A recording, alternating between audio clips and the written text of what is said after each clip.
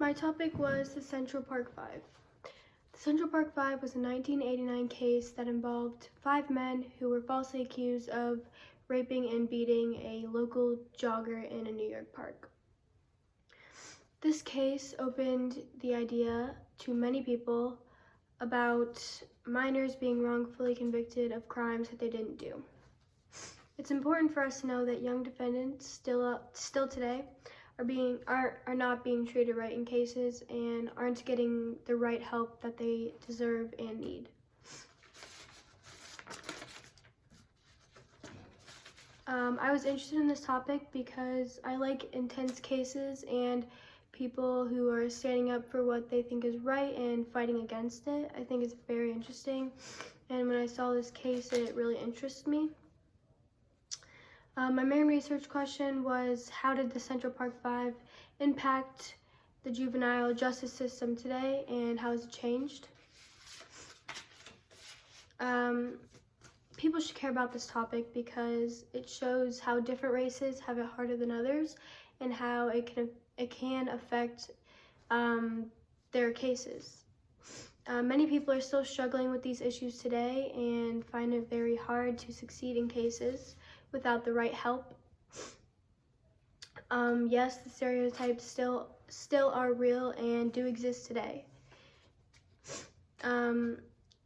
This relates to Just Mercy because there are similar cases throughout the book that are just like this, such as minors being accused of things that they did not do and not having the right help in courts, and they do get falsely accused and charged with the case. Why is this topic important?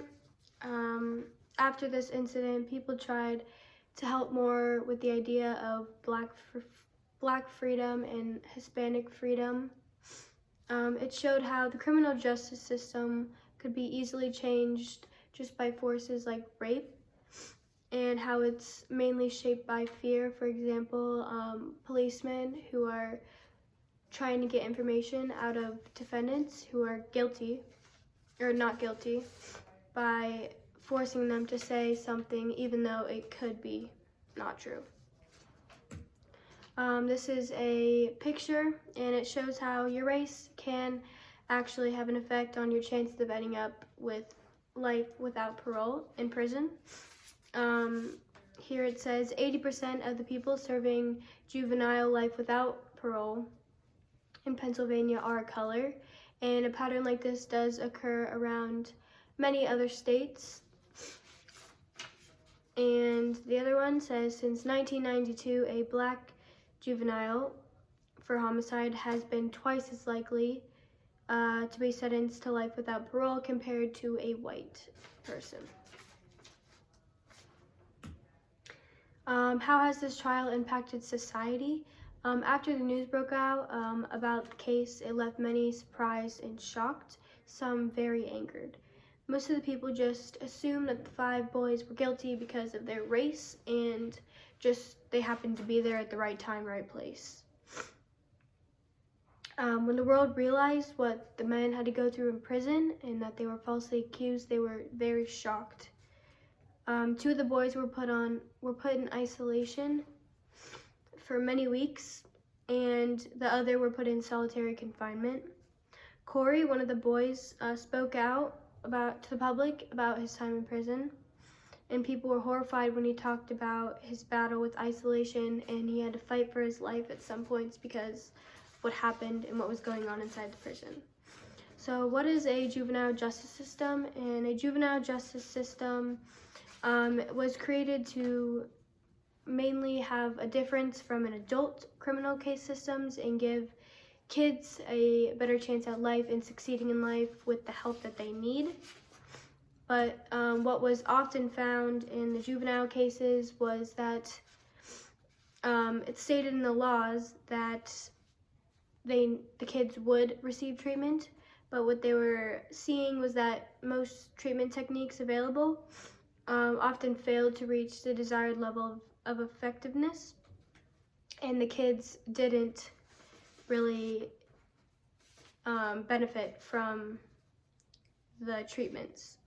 The court case or changes in the juvenile system happened after the 1980s, when court systems began to switch to the idea of law and order.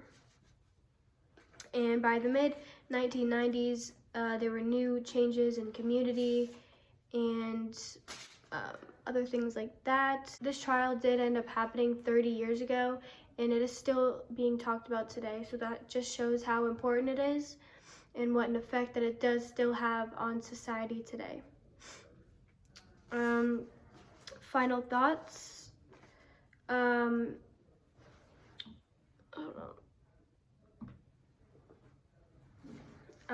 Many cases will never be perfect, and they will never work out the way exactly right and the way that everyone wants them to, but we should try and keep them as fair as possible.